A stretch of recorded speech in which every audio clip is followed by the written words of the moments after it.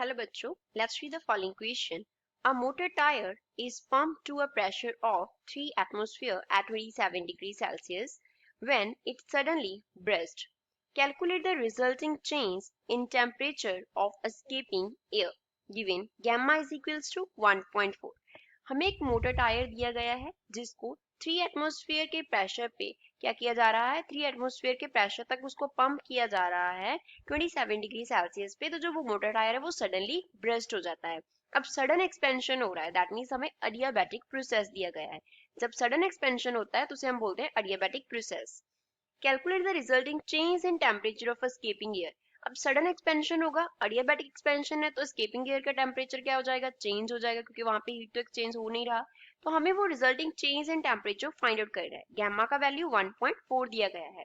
So first of all we will talk about the key concept used in the question. इस question में क्या की concept use हो रहा है? क्वेश्चन में कौन सा प्रोसेस है? अडियाबैटिक प्रोसेस है। In this question we are talking about adiabatic process. तो अडियाबैटिक प्रोसेस में क्या होता है हमारे पास equation p raise to power 1 minus gamma into t raise to power gamma equal होता है कांस्टेंट के। अब यहाँ पे जो p है वो किसको रिप्रेजेंट करता है? p here represents the pressure. p pressure होता है एंड जो कैपिटल T हमने लिखा दैट रिप्रेजेंट्स टेम्परेचर, वो टेम्परेचर को रिप्रेजेंट करता है। जो गैमा है वो हमारे पास क्या होता है? Gamma is Cp upon Cv। Ratio होता है specific heat at constant pressure to specific heat at constant volume. अब हमें क्वेश्चन में इनिशियल जो उसका हम प्रेशर कंसीडर करेंगे P1, उसको हम कितना कंसीडर करेंगे? वो एटमॉस्फेरिक प्रेशर जितना होगा दैट इज 1 एटमॉस्फेयर। अब उसको पंप किया कितने एटमॉस्फेरिक प्रेशर तक? 3 एटमॉस्फेरिक प्रेशर तक। जो उसका इनिशियल टेम्परेचर T1 था वो कितना था? 27 डिग्री सेल्सियस। 27 को अगर हमें केल्विन में कन्वर्ट करना है तो हम 273 उसमें ऐड कर देंगे, that is equals to 300 kelvin.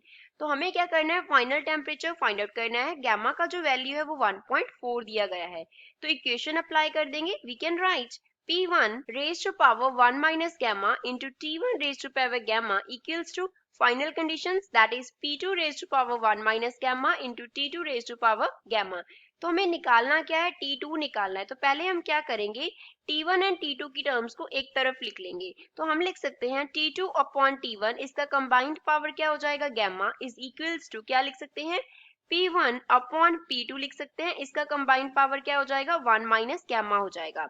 तो फर्दर यहाँ से हम क्या लिख लेंगे? That T2 upon T1 is equals to किसके इक्वल आ गया? P1 upon P2 raise to power gamma, यहाँ पे क्या था? 1 माइनस गैमा, इसका पावर गैमा इस तरफ डिवाइड हो जाएगा। अब यहाँ से T2 का जो हमारे पास इक्वेशन है वो किसके इक्वल बन गया? P1 upon P2 raise to power 1 minus gamma upon gamma, साथ में क्या आ गया? T1 आ गया। अब यहाँ से हम क्या लिख सकते हैं? वैल्यूज फिल करके T2 फाइंड आउट कर सकते हैं। So T2 will be equals to P1 का वैल्यू 1, P2 का value 3 raise to power 1 minus gamma का value 1.4 divide by 1.4 into T का वैल्यू कितना है? 300। अब यहाँ से हम क्या लिख सकते हैं? 1 अपॉन 3 रेज टू पावर, यहाँ पे आएगा माइनस 0.4 और डिवाइड पे आएगा 1 बाय 1.4, साथ में क्या आ रहा है? 300 आ रहा है। सो यहाँ से हमारे पास T2 का जो वैल्यू है वो किसके इक्वल आ गया? 1/3 को हमने एज इट इज रख लिया, नेगेटिव साइन। 0.4 को हमें क्या करना है? डिवाइड कर देना है 1.4 से, तो वो हमारे पास होगा 0.286। इसके साथ क्या मल्टीप्लाई हो रहा है? 300। अब 1/3 का पावर नेगेटिव है तो उसको हम पॉजिटिव में कैसे कर सकते हैं? We can write T2 is equals to 3 raise to power 0.286 multiply by 300।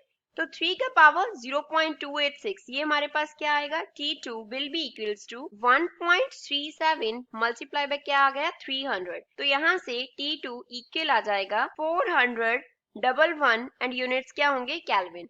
अगर हमें इसको सेल्सियस में कन्वर्ट करना हो, ये हमारे पास केल्विन में T2 का वैल्यू आ गया।